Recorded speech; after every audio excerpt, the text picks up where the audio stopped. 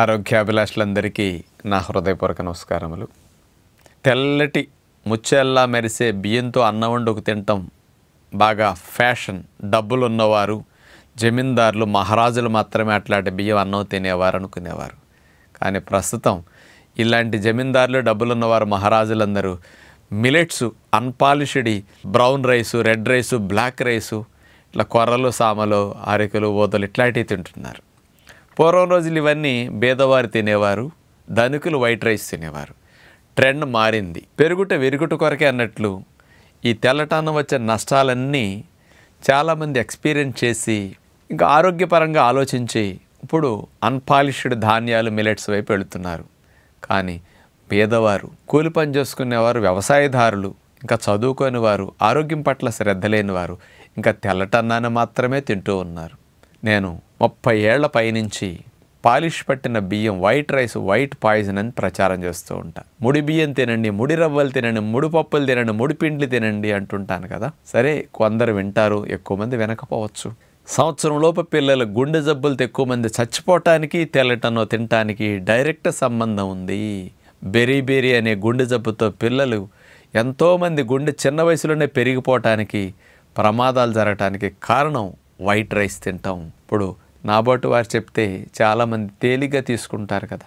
Polish పట్టేసరికి బియ్యంలో ఉండే పై పొరలో పోషకాలన్నీ, అసలు పై పొరలోనే పోషకాలు ఉంటాయండి. బి కాంప్లెక్స్ విటమిన్లు B1, B2, B5, B6, B9 ఇవన్నీ పై లేయర్స్లో ఉంటాయి. Protein, fat, fibre, calcium, iron అన్ని పై లేయర్లో ఉంటాయి. పాలిష్ పట్టినప్పుడు ఈ పై పొరలు రెండు చెక్కినప్పుడు తవుళ్ళలోకి వెళ్ళిపోతాయి. తెల్లటి బియ్యం ఒట్టి పిండి పదార్థాలు మాత్రమే ఉంటాయి. 2 పాలిష్లు పట్టిన వైట్ రైస్ కేవలం పిండి పదార్థాలు మాత్రమే, పోషకాలు లేని పిండి పదార్థాలు మాత్రమే మిగులుతాయి. ఇలాంటి పాలిష్ పట్టిన తెల్లటి బియ్యం తింటే, వయసులో ఉన్న పిల్లల దగ్గర నుంచి గర్భిణీలు, బాలింతలు అందరిట్లా తింటే వాళ్ళకి బి కాంప్లెక్స్ విటమిన్స్లో అతి ముఖ్యమైన విటమిన్ B1 థైమిన్ అంటారు.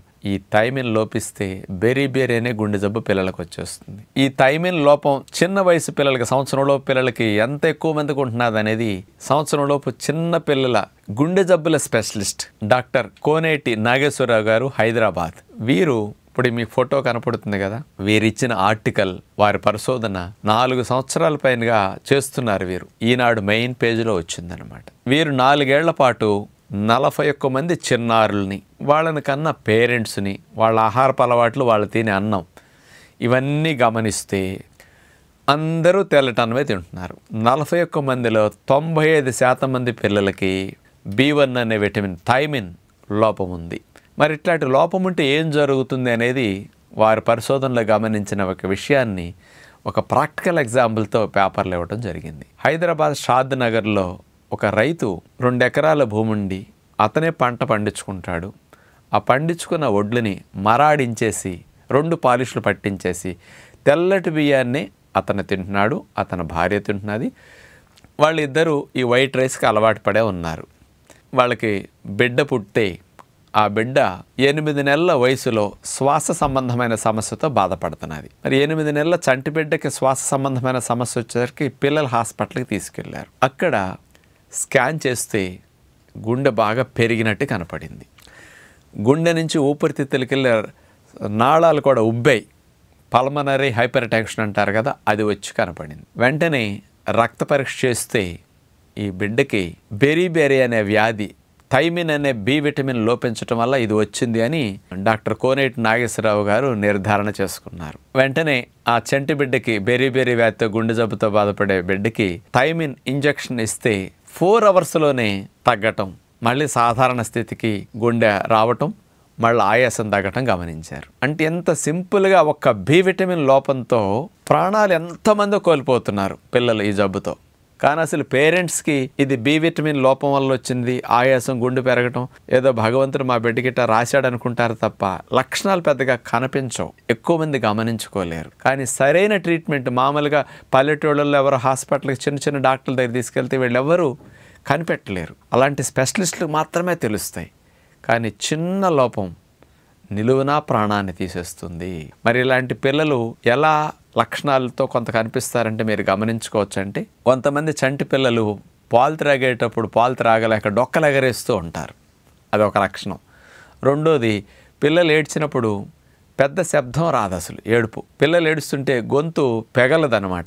ఈ లక్షణం కనపడుతుంది. ఇక మూడోది, ఎక్స్రే కనుక తీస్తే ఛాతీకి గుండె పెద్దదిగా కనపడుతుంది అనమాట. ఇక నాలుగవ లక్షణం, ఎకోకార్డియోగ్రామ్ తీసినప్పుడు గుండె నుంచి ఊపిరితిత్తులకు వెళ్ళే నాళాల్లో వాపు వచ్చి పల్మనరీ హైపర్ టెన్షన్ వచ్చేసి ఇబ్బంది పడుతున్నట్టు తెలుస్తుంది అనమాట. ఇలాంటి వారికి ఈ B1 విటమిన్ థైమిన్ లోపించినట్టు గుండె జబ్బు ఉన్నట్టు నిర్ధారణ అవుతుంది. ఈ థైమిన్ అనేది 60 కావాలి. ఈ థైమిన్ అనేది చంటి పిల్లలకి ఎందుకు లోపిస్తుందంటే తల్లిచ్చే పాలల్లోనే ఈ థైమిన్ అనే B విటమిన్ ఉండట్లా. ఎందుకంటే ఆవిడకే లోపం, ఇక బిడ్డకి ఎక్కడి నుంచి వెళ్తుంది చెప్పండి? ఆవిడ తెల్లటి బియ్యం తింది, గర్భవతిగా ఉన్నప్పుడు తింది, బాలింతగా ఉన్నప్పుడు తింటున్నది. అందుకని బిడ్డకి థైమిన్ అనే B విటమిన్ వెళ్ళట్లేదు.